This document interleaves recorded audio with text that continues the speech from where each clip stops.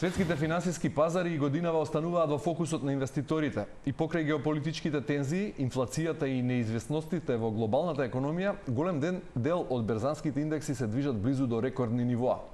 Каква е состојбата на светските берзи во првата половина од 2026 година? Како одлуките на централните банки влијаат врз инвеститорите? Кои се ризиците, а кои можностите во периодот што следува? Во исто време, се повеќе македонски граѓани и компании инвестираат на странските пазари, додека македонската берза се соочува со предизвиците на мал и ограничено ликвиден пазар. За глобалните трендови, за домашниот пазар на финансиски капитал и очекувањата во наредниот период, разговараме со Горан Марковски, главен извршен директор на КБ Инвест. Господин Марковски, добро дојдовте во студиото на Тома. Добро е, најдов. 15 јуни, помина половина од шестиот месец во годинава, значи можеме да направиме една ретроспектива и на почетокот би ве замолил за една генерална оценка за првата половина од 2026 кога ги оценувате светските финансиски пазари и кусо Македонија, па потоа ќе одиме во детали. Генерално геополитичките тензии директно поврзани со кризата и војната во Иран доминираат на глобалниот пазар на капитал.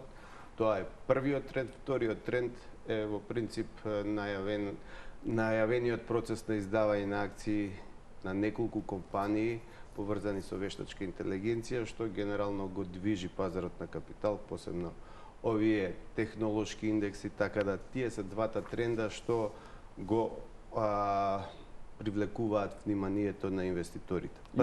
И во услови на криза. И во услови на првиот е негативен, вториот е позитивен. Тоа е вака накратко кажам. Добро, но дали би се согласиле со впечатокот дека и покрај војните, геополитичките ризици што ги спомнавте, инфлацијата како последица на тоа, берзите сепак остануваат блиску до историски високи нивоа? Секако така мислам. Како се објаснува таа оптимистичка слика? Што ја одржува? Во моментов главен збор имаат ритейл инвеститорите, кои што се мотивирани и првенствено. Нивните инвестирања се, ајде да кажеме, поврзани со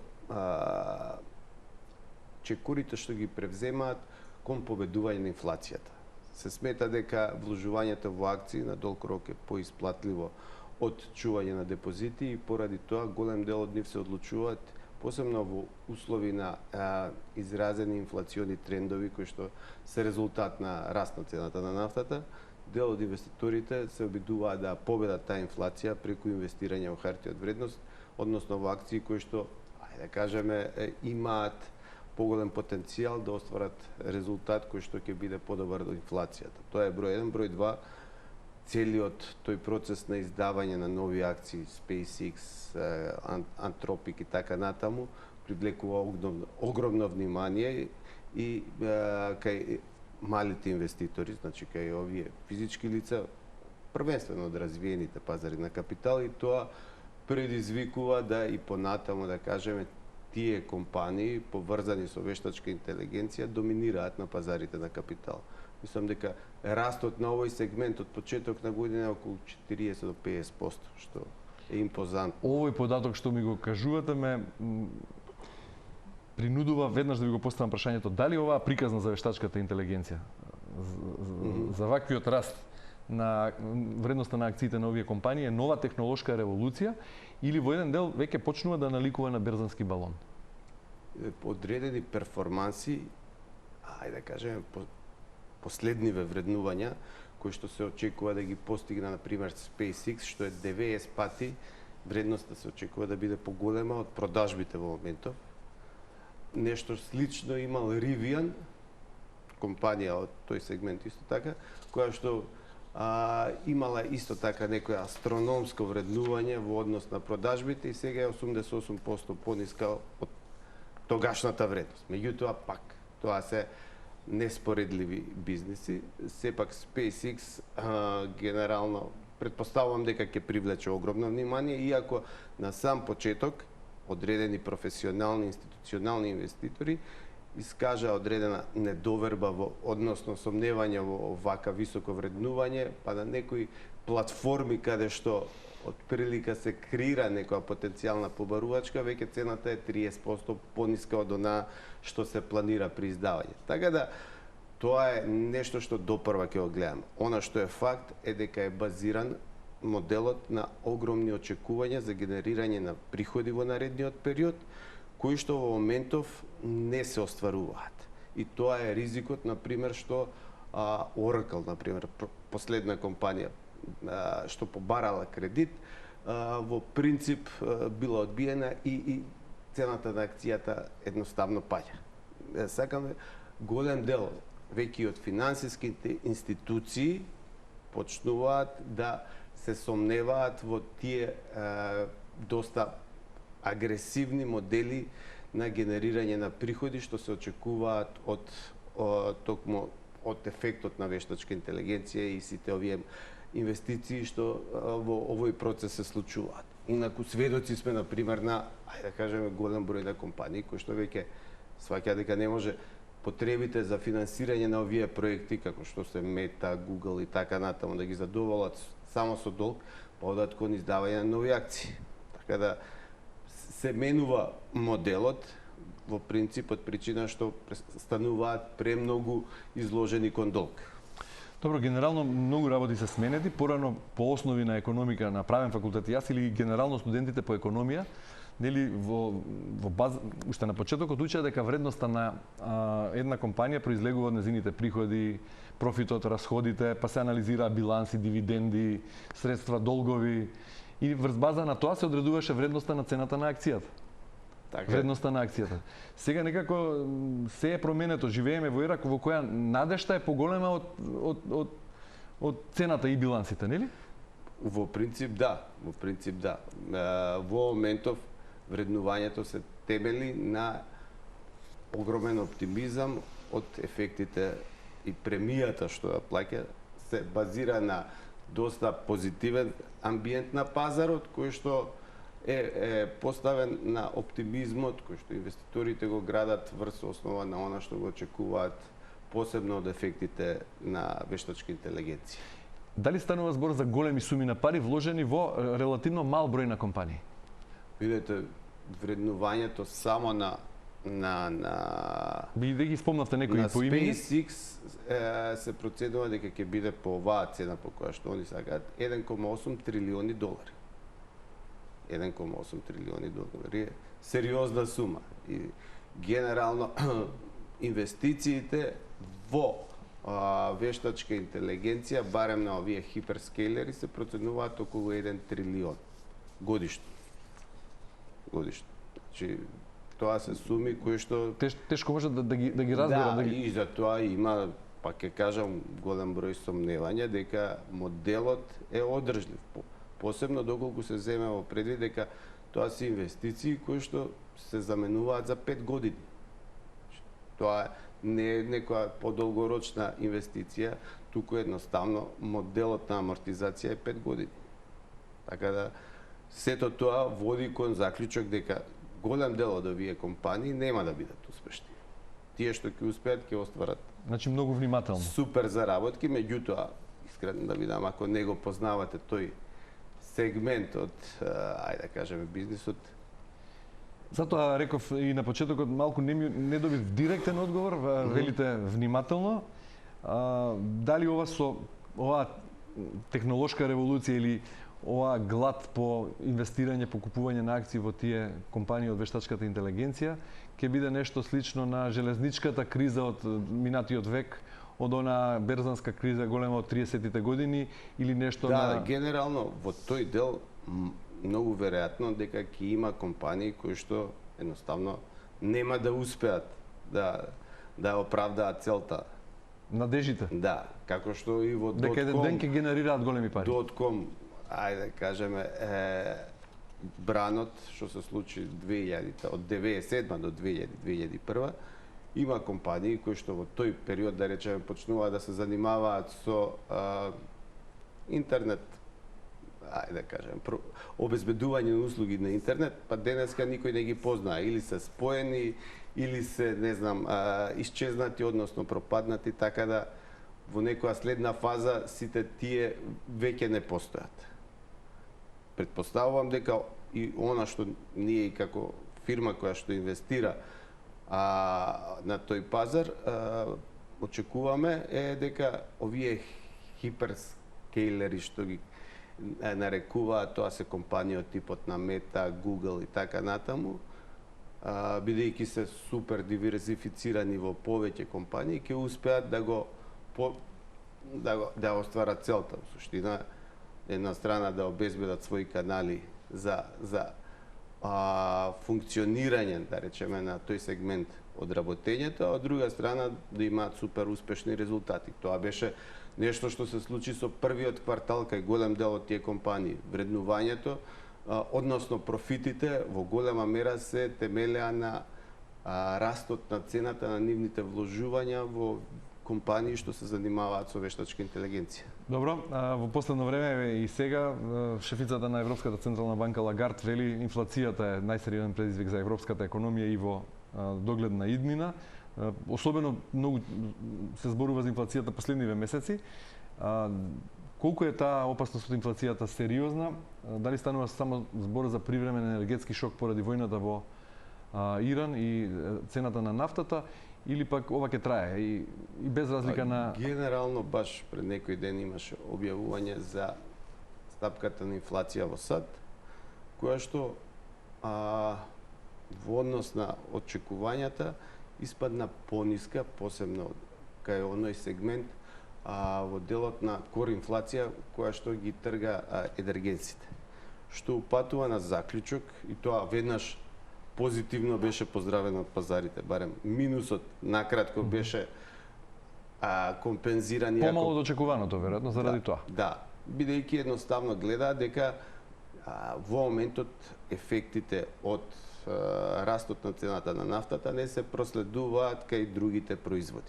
И се во линија, да речеме, на она што вообичајно и до тогаш се случува. Но тоа е во САД.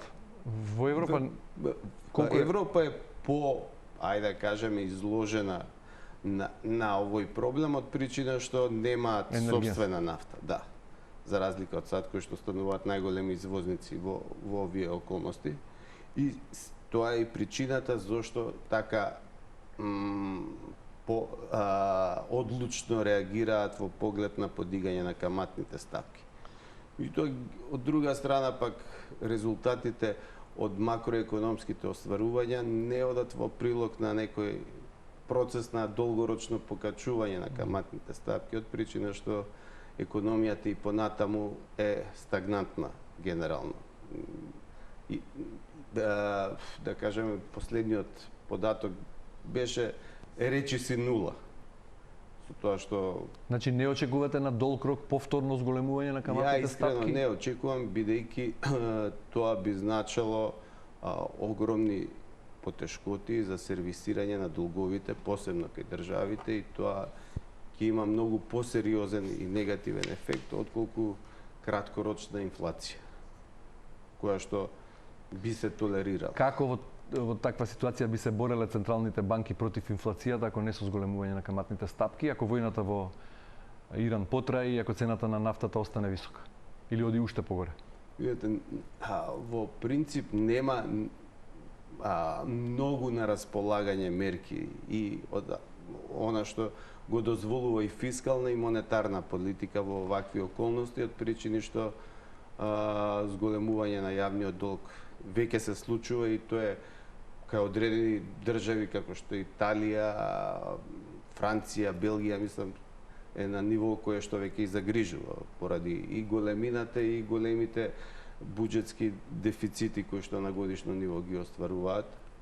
Од друга страна, подигањето на каматните стапки дополнително би го оптеретило сервисирањето на долгот, посебно на каматите. Но затоа велам, одговорот кој би бил ако цената на нафтата остане висока и војната продолжи? Предпоставувам толерирање на некоја повисока инфлација од она што е вообичајно предвидена од 2%, што во принцип нема да им смета и на владите, причина што тоа ќе значи и релативизирање на јавниот долг. Добро, што е поголем ризик за инвеститорите денес? Инфлацијата или пак забавувањето на економскиот раст? Генерално мислам економскиот раст е суштината на она што е мотив за инвестирање. Инфлацијата во принцип може да води до подигање на каматни стапки, кои што доколку отидат во некоја црвена зона што предизвикува значајно оптеретување и на бизнисот и на граѓаните во поглед на задолжување, веднаш има своја реперкусија врз економијата, односно ја турка економијата во рецесија, така да во принцип тоа е нешто што ќе биде изрегулирано на крај на денот. Она што е суштински битно е да има економски раст во наредниот период, кој што во принцип поради овие големи долгови е проблематичен. Гледавме во изминатиот период стабилен и тоа засилен раст на вредноста на златото како многу барана инвестиција. Дали тоа значи дека расте стравот кај инвеститорите наспроти онаа група која се уште инвестира на светските берзи многу, особено во технолошки компании? Генерално растот на овој инструмент на златото се темели и се темелеше до сега на неколку работи, она што веќе го спомнав, големината на јавните долгови кои што ги доведуваат до прашање одржливоста и можноста за сервисирање на долговите, тоа е една работа, геополитичките тензии се втора работа и сето тоа влијае, да речеме, да еден од најпрофесионални инвеститори на финансискиот пазар, а тоа се централните банки, голем дел од своите девизни резерви ги усмеруваат токму кон злато. И некој податок дека 60 тони месечно се купува злато од страна на централните банки во изминатиот 5 до 6 месечен период, ајде да кажа. Ќе продолжи тој тренд или? Па генерално претпоставам дека ќе продолжи од причина што стануваат се помалку сигурни и ајде да кажеме прифатливи за инвестирање од страна на централните банки, оние вообичаени типови на инвестиции кои што, да речеме, беа до сега користени како место кај што се чуваат девизните резерви, а тоа се, да кажеме, тие така наречени првокласни обврзници од САД, од земјите од Европска унија и така натаму. Трендот е посебно на азиските земји да го намалуваат тој износ и постепено тие средства ги селат во злато. Исто така имаше пред некој ден податок дека златото како инструмент станува прв, ајде да кажеме, има најголема вредност во вкупното портфолио на девизните резерви на глобално ниво. Така да нешто што оди во прилог на тоа дека ќе остане и натаму инструмент. Меѓутоа не може да изолирате шпекулативни движења како што беше, да речеме, оној тренд на неочекуван раст кој што беше поттикнат со голем број на финансиски инструменти што се на располагање и влијае на енормно покачување и сега сме во фаза на корекција, ајде да кажем. Така да надвор од финансиските пазари, вложувањето во недвижности останува како некаква сигурност за инвеститорите кои сакаат да не ги чуваат парите како депозити, а не сакаат да ги инвестираат во берзата поради несигурните времиња? Секако и понатаму, барем од она што можеме да видиме. На глобално ниво прашувам. На глобално ниво има трендови на успорување поради првенствено она што ви спомнав, каматни стапки. Да речеме, на постоечкото ниво на каматни стапки во САД, кредит хипотекарен има каматна стапка од 7%, што е сериозно опторетување. Кај нас е далеко пониски каматни стапки. Да, генерално да, бидејќи таму референтната каматна стапка е 10 годишна американска обврзница која што од 4%, 3,9, 4,1 пред почеток на војната сега е качена на 4. Во превод на македонците повеќе им се исплати да купуваат недвижности отколку на американците. Пониски трошоци за финансирање. Добро, каде во моментов го гледате најголемиот ризик за светските пазари, а каде најголемата можност? Вака, генерално во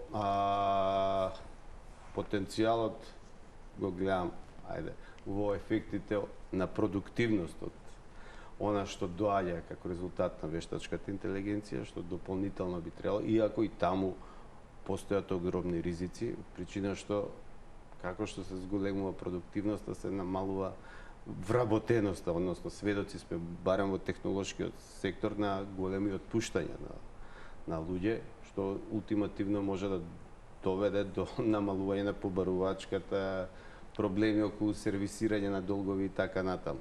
Така да тоа се процеси кои што едноставно имаат огромен потенцијал, меѓутоа треба и од аспект, предпоставувам, на државата да се регулираат за да не предизвикаат сериозни потреси на економијата.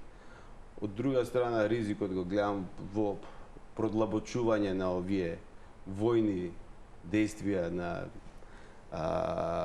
Блиски Исток, кои што може да кажеме, дополнително ги нарушат економските текови, посебно доколку се има предвид дека иако е ова изолиран конфликт, сепак тежината е многу поголема. Да, и историски гледано од Втората светска војна наваму имаме најголем број на војни жаришта. 65 војни се водат како никогаш до сега. Патува на тоа дека е глобален конфликтов повеќе помеѓу едните кои што доаѓаат, другите кои што се веќе се обидуваат да останат таму каде што се. Задржат позицијата, да. Добро, ако се префрлиме на Македонија, конечно добиваме една генерација на инвеститори кои излегоа и надвор од границите. Големи суми се инвестирани на светските берзи, наспроти оној тренд што беше во изминатите години кога главно беа сконцентрирани на македонската берза или не беа генерално инвеститорски ориентирани, па ги чуваа своите депозити во банките. Сега гледаме еден обратен тренд. Тоа е резултат, да речеме, на либерализацијата пред некоја година, која што дозволи да се инвестира. Или на поголема финансиска писменост и растење зреја свест. Има, од се помалку. Во принцип, инфраструктурно исто така се појавија и македонски брокерски куќи кои што ги нудат тие услуги, кои што ги прават подостапни странските пазари на капитал. Едукацијата е на значајно повисоко ниво во споредба пред 5 години, да кажеме. Луѓето повеќе се интересираат и тоа допринесе, да кажеме, да дел од средствата се усмерат и таму. Од друга страна, секако и македонскиот пазар, поради неговата ограниченост, релативно скромниот раст на компаниите во изминатава година-две, исто така допринесува да инвеститорите бараат алтернативи во странство. И кога ја правите оваа паралела, до каков заклучок може да се дојде? Дека е ова повеќе успешна приказна за финансиската писменост, она што го зборувавте претходно, или пак негативна приказна за домашниот пазар на капитал? Генерално, првенствено е дека е подигната финансиската писменост, тоа е секако така, бидејќи луѓето ги анализираат финансиските извештаи и донесуваат соодветни заклучоци, ајде да кажеме. Претпоставувам за тоа им помагаат и локалните брокерски куќи, банки и така натаму, за да едноставно ги упатат кон поатрактивни опции за инвестирање во странство.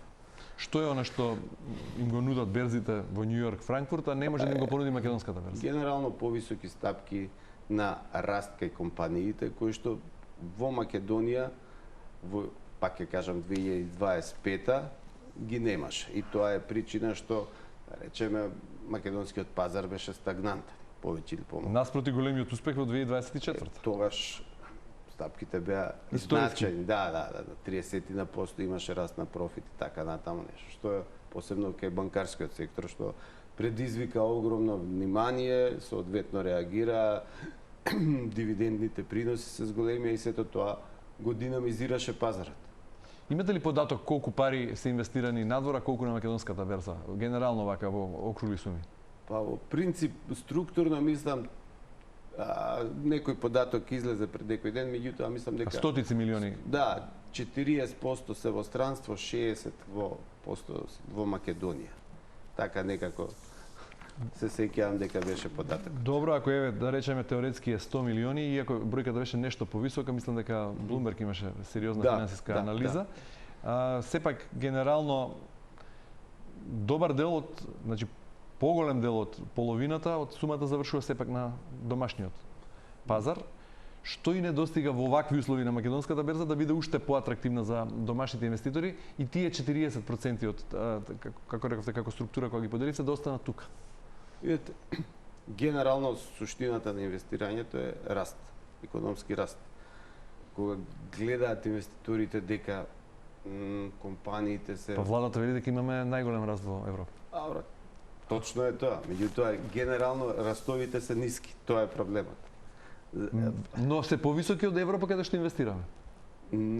Во Европа има поединечни компании кои што остваруваат поголеми стапки на раст. Тоа е генерално и изборот е огромен. Значи, но и ние имаме успешни банки, успешни фармацевски компании, индустријски компании кои во овакви услови остваруваат раст.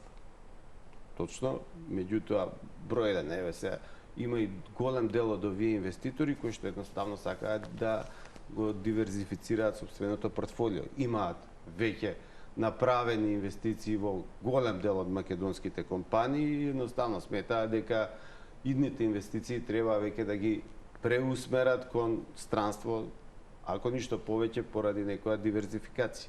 Така да тоа е една од причините и ако пак ќе кажам, на пример, во САД имате компании кои што се многу имаат подинамични стапки на раст во споредба со македонските. Ние влеговме, да кажеме, кај голем дел од компаниите евидентно е успорување на растот. Значи, она што спомнавте 30%, оваа година се сведува на 5%, да кажем. 5 до 7%. Кои сектори најмногу го движат домашниот пазар во моментов? Да не барам компании, имиња на компании. Генерално и понатаму фокусот е кон банките.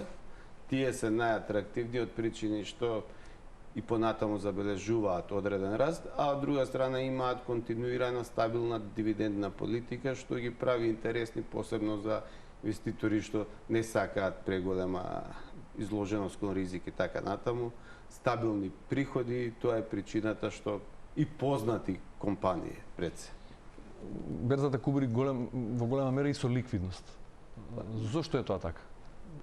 Генерално нема, ајде да кажеме, активни институционални инвеститори, со исклучок на фондот кој што ние го управуваме, нема поголем инвеститор институционален кој што активно учествува на пазарот на капитал во Македонија.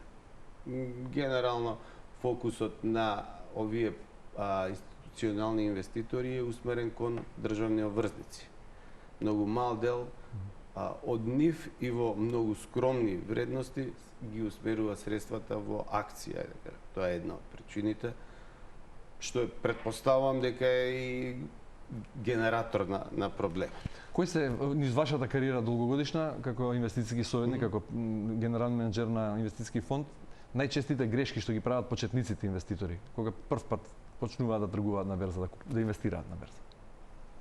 Генерално проблемите настануваат кога се водени од емоции, од следење на трендови или од шпекулации, од технички анализи кои што во дадена ситуација имаат смисла, меѓутоа ако не се прати суштината, ако не се анализираат финансиските извештаи, ако не се познава бизнисот, ако слушнале нешто во кафули или прочитале на социјалните мрежи. Да, тоа беше да речеме нешто што и кај нас се случуваше, сеќавам во 2025 луѓето уште беа заинтересирани за инвестирање и вложуваа во MBI10 и покрај тоа што стапките на раст значајно се намалија. Бидејќи видоа дека претходната година има 60% раст. Тоа е една од причините, да кажеме, кои што генерално водени од пратење на некои површни информации, кои што се сублимат на нешто сосема друго, донесуваат инвестициски одлуки и со желба да учествуваат. Добро, и при крајот уште едно прашање, ако денес некој има заштеда од гледачите што не следи, дали времето повеќе работи интерес да биде како штедач или да биде како инвеститор, и ако ги советувате да бидат инвеститори, каде би ги насочиле? Да инвестираат во злато, во акции или пак да си купат недвижност? Од се помалце. Значи, портфолио, тоа е клучен, да речеме, клучно е да се направи соодветно диверзифицирање на средствата во различни финансиски инструменти, во зависност од преференциите на инвеститорот, можноста да превземе ризик, временскиот хоризонт што му стои пред него, сето тоа го дефинира портфолиото, структурата. доколку се работи за помлади инвеститори, апсолутно треба да се усмерат кон дали се фондови, дали доколку имаат свои способности, да сами тоа го прават, дали се конкретни акции, да најголем дел од средствата ги инвестираат во акции или акциски фондови. Добро, што очекувате од текот на летото и во втората половина од 2026? Дали светските берзи ќе продолжат да растат или пак можна е посериозна корекција? Генерално се надевам, можам да кажам на што се надевам да очекувам, стварно е многу тешко бидејќи секој ден има нова информација која што дополнително ја менува сликата на пазарот, али се надевам дека она што во наредниот период ќе дојде, ајде да кажеме, решавање на проблемот со војната, односно спуштање на очекувањата за подигање на каматни стапки од страна на сите централни банки, односно олабавување на овие инфлаторни притисоци и соодветно на тоа враќање во претходниот модел кој што беше усмерен кон продолжување, да речеме, периодот на спуштање на каматни стапки. Горан Марковски, главен извршен директор на КБ Инвест, ви благодарам многу за учеството во денешното издание да си кажеме. Ви благодарам и на вас за поканата. Почитувани вам ви благодарам за вниманието. Останете на Телма и имајте убав ден.